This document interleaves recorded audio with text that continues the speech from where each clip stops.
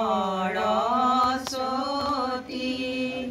नमस्ते तारिणी हे माँ दुष्ट हुआ जगत माता दुष्ट हुआ जगत माता रोलुई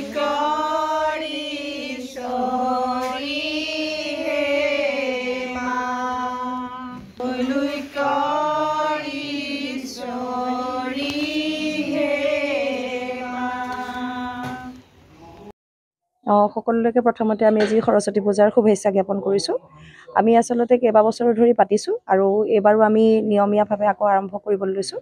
এতিয়া আমাৰ পূজা সংকল্প লোৱা হ'ল সময়মতে। আচলতে পূজা দুদিনীয়াকৈ পৰিছে, কিন্তু আমি সূৰ্যোদয়ৰ সময়তে যি ভাগ তিথি পৰিছে সেই ভাগ তিথিকে আমি লৈছোঁ আৰু আমি আশা কৰিছোঁ চবৰে মংগল কামনা হওক আৰু যিখিনি চবে মনতে সংকল্প লৈছে তেওঁলোকৰ সংকল্প সিদ্ধি হওক আৰু বাগদেৱীয়ে সকলোৰে মনত শান্তি অসূয়া দূৰ কৰি শান্তি আৰু প্ৰগতিৰ কাৰণে যি মনোভাৱ লাগে আধ্যাত্মিকতা যি লাগে সেই আধ্যাত্মিকতাৰ ভাৱ সকলোৰে বাবে জাগ্ৰত কৰি তোলক সেয়াই কামনা কৰিছোঁ।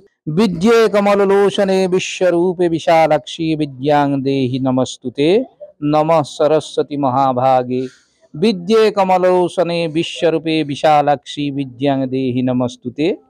আজি এই বিদ্যাৰ অধিষ্ঠাত্ৰী মাতৃ বাগদেৱীৰ পূজা, গতিকে সকলো এই বাগদেৱীৰ পূজাত ব্যস্ত হৈ আছে আৰু এই আজিৰ পূজাৰ সময় নিচেই তাকৰ 9:57 আছিলে। গতিকে এই সময়ৰ ভিতৰতে সংকল্প ল'বলৈ সকলো কমিটিয়ে চেষ্টা কৰিছে। আমিও তৎ উদ্দেশ্যে এই সময়ৰ ভিতৰতে আমি সংকল্প লৈ, যিহেতু এই পূজা শেষ কৰিব নোৱাৰি, গতিকে সংকল্প লৈ তেওঁৰ চৰণত গন্ধ পুষ্প দিবলৈ চেষ্টা কৰিছোঁ।